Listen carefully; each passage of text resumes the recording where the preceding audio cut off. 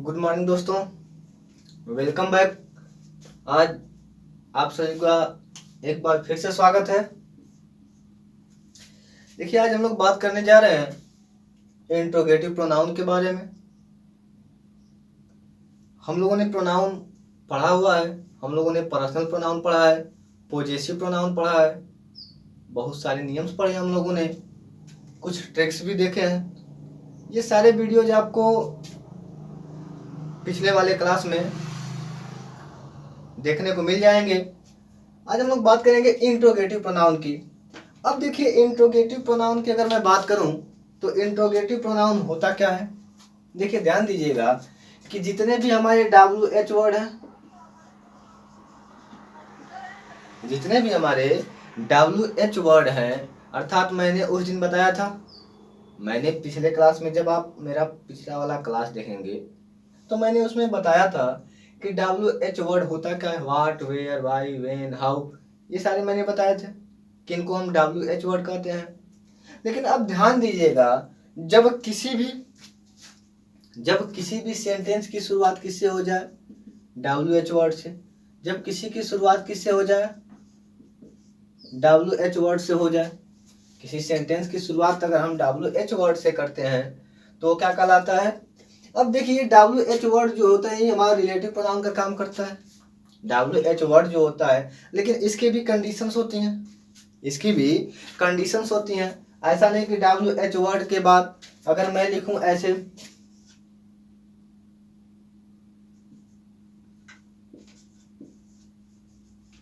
और इसके बाद आना चाहिए हमारा axillary verb.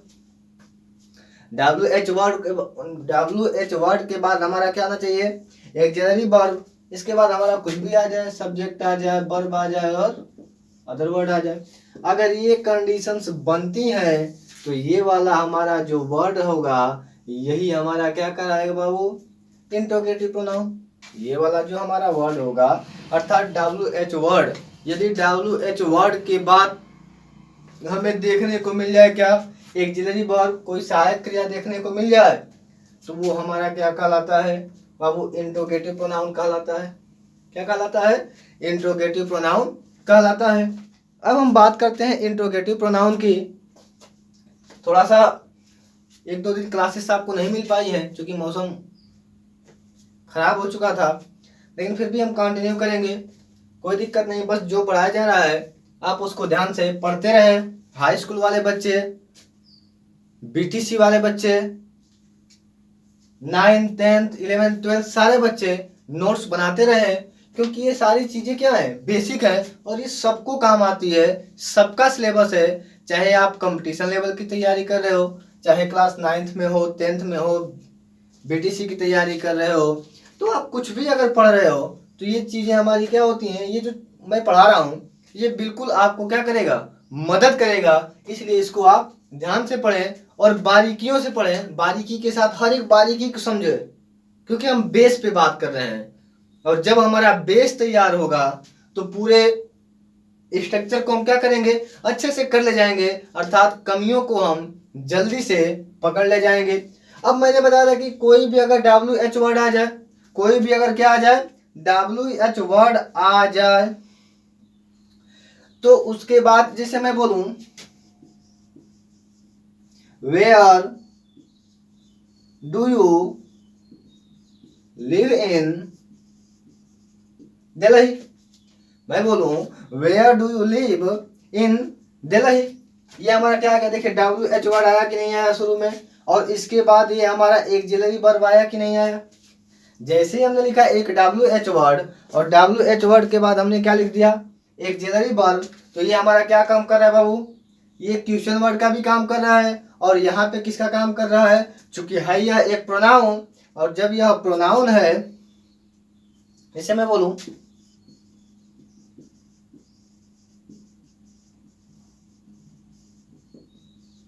Which car do you like, तो यहाँ पे विच कार के बारे में बता रहा है।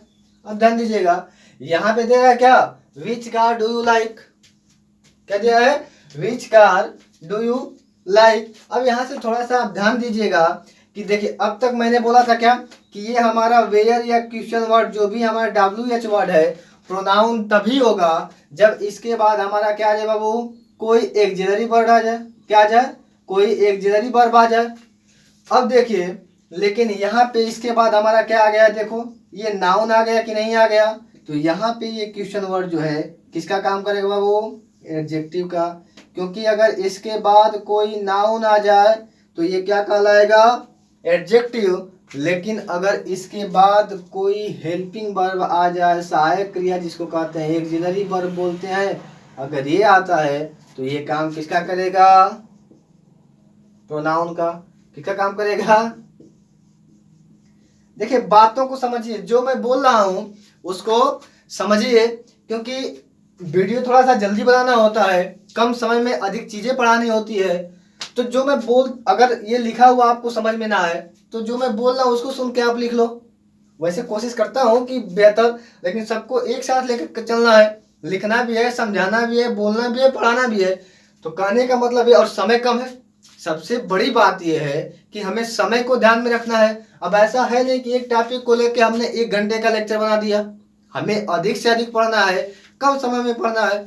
तो जो अगर इस पे लिखा हुआ समझ में न आए आपको, तो जो मैं बोल रहा हूं उसे ध्यान से सुने और लिख ले। आई बात समझ में। चलिए तो इसको मैं मिटा ले जाता हूं। समझ में आ गई बात। अर्थात मेरे कहने का मतलब है कि अगर इसके बाद कोई एक्सिलरी वर्ब आ जाए तो ये हमारा क्या कहलाएगा बाबू, बिल्कुल बहुत सही, ये हमारा क्या कहलाएगा, प्रोनाउन कहलाएगा। इसके बाद अगर कोई एक्सिलरी वर्ब आ जाए तो वो हमारा क्या कहलाता है, प्रोनाउन। जैसे अगर मैं बात करूं,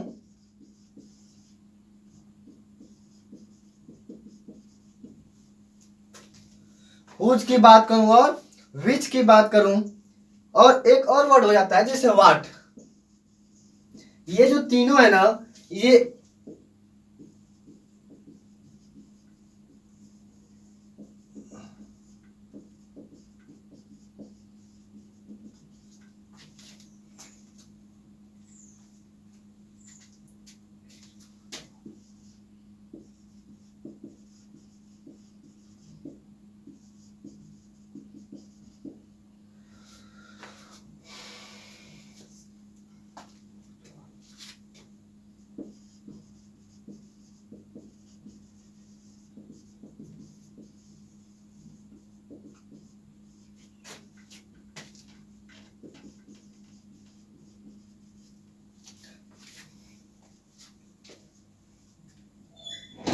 देखिए, हुज हो गया, विच हो गया, व्हाट हो गया, ये जो हमारे सारे शब्द हैं ये इंट्रोगेटिव एडजेक्टिव का भी काम करते हैं। अर्थात ये सारे शब्द हमारा किसका काम करते हैं, इंट्रोगेटिव एडजेक्टिव का। और दिया है हु, हुम, विच, हुज, व्हाट, ये सारे रिलेटिव प्रोनाउन का भी काम करते हैं। और रिलेटिव प्रोनाउन का बहुत ही इंपॉर्टेंट टॉपिक है। इसको हम लोग विशेष रूप से पढ़ेंगे, और जब पढ़ेंगे तब हम सबके प्रयोग पढ़ेंगे और देखेंगे कि यह कैसे रिलेटिव प्रोनाउन का काम कर रहा है। अब यहाँ से इसकी हम बात करते हैं। जैसे अगर मैं आपको एक प्रश्न दे दूं, मैं आपको एक प्रश्न लिखता हूं,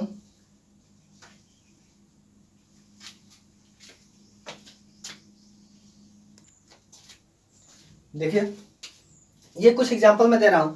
जैसे अगर मैं बात करूं हु या which is your best friend.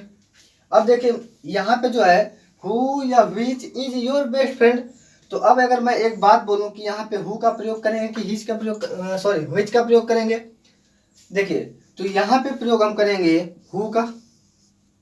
किसका प्रयोग करेंगे, who is your best friend, who is your best friend. लेकिन अगर जैसे ही अगर मैं बात करूं हु या विच इज योर, जैसे हु का प्रयोग किसके लिए करते हैं, लिविंग थिंग्स के लिए करते हैं, लिविंग के लिए ही करते हैं ना हम।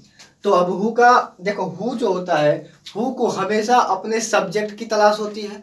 अगर मैं बात करूं हु की, तो हु को हमेशा अपने सब्जेक्ट की तलाश होती है। बात करूं हु, सब रिलेटिव प्रोनाउन में पढ़ेंगे हम लोग, परेशान ना होइए। यहाँ पे थोड़ी सी बात आ गई तो मैं बता दे रहा हूँ कि who is your best friend, तुम्हारा अच्छा दोस्त कौन है। अर्थात सब्जेक्ट पता नहीं है, और सब्जेक्ट पता नहीं है तो ध्यान रखिएगा कि हु का प्रयोग सब्जेक्ट के स्थान पे होता है, या मैं कहूं कि अगर रियल रूप में मैं बताऊं तो हु को हमेशा अपने सब्जेक्ट की तलाश होती है, अर्थात हु घूम घूम कर अपने सब्जेक्ट को ढूंढता है। ठीक उसी प्रकार से हुम ऑब्जेक्ट को ढूंढता है और हुज इन दोनों का पोजेसिव का काम करता है। तो ये हम लोग पढ़ेंगे रिलेटिव प्रोनाउन में। तो इसलिए देखो यहाँ पे सब्जेक्ट का पता नहीं है, अर्थात यहाँ पे सब्जेक्ट को ढूंढना है, और अगर सब्जेक्ट को ढूंढना है तो यहाँ पे हु का प्रयोग होगा, ध्यान दीजिएगा। लेकिन मैं बोलूं कि हु या which is your best friend in this class, इस क्लास में तुम्हारा सबसे अच्छा दोस्त कौन है। अब देखिए, तो यहाँ पे बात आ गई सिलेक्शन की, यहाँ पे बात आ गई किसकी, सिलेक्शन की। यहाँ पे बात आ गई सिलेक्शन की, अर्थात यहाँ पे बात आ गई चुनाव की, चुनना है। और अगर चुनाव की बात हो बाबू तो यहाँ पे आप हु का प्रयोग नहीं करेंगे, यहाँ पे आप प्रयोग किसका करेंगे, विच का प्रयोग करेंगे। ध्यान दीजिए, जो मैं बात बता दे रहा हूँ यहाँ पे, ऐसे अगर एग्जाम में करेंगे कभी गलती नहीं होगा, ये मैं लिखित दे रहा हूँ। अब ऐसा नहीं कि किसी ऐसे पर्सन से जाके आप लोग वाद विवाद कर लेना कि नहीं ये बिल्कुल सही है ये गलत है, ऐसा तर्क वितर्क करने वाला काम आप लोग छोड़ दें। क्योंकि अगर आपको पढ़ना है तब बेस पढ़े, चीजों को पढ़े, किताबों में जाके ढूंढे, एक्सरसाइज हल करें, फिर गलत होता है तो आप मुझसे बात करें। ध्यान दीजिएगा, अगर यहाँ पे चुनाव की बात हो जाए, सिलेक्शन की बात हो जाए, तो आप प्रयोग किसका करेंगे, हुच विच का। ठीक है, तो यहाँ से अगर ये बात आ गई तो इसको आप नोट कर लें, बिल्कुल नोट करिए जल्दी से, आप सभी लोग नोट करिए। और ये आज का हमारा इंट्रोगेटिव प्रोनाउन ये है। बाकी कुछ एडवांस नियम्स हैं जिसको हम अगले क्लास में देखेंगे।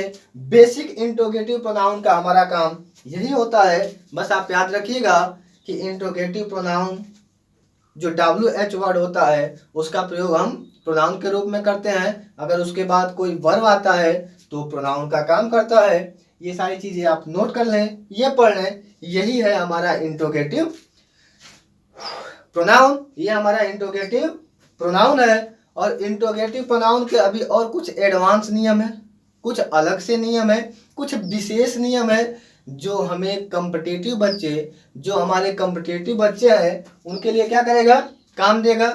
तो कॉम्पिटिटिव बच्चे एडवांस क्लास इसका देखेंगे, इसी इंट्रोगेटिव, ये सभी लोग देख सकते हैं इसका। जिसको अब इसके आगे पढ़ना होगा इसका एडवांस क्लास देखेगा। छोटे बच्चे, कम बच्चे, 9 के बच्चे, 10 के बच्चे इसी से काम चलाएंगे। बाकी बड़े बच्चे कंपटीशन वाले इसका अगला एडवांस क्लास देखेंगे। आज के क्लास में बस इतना ही। धन्यवाद, फिर मुलाकात होगी आपसे अगले क्लास में। अब के लिए बस इतना ही।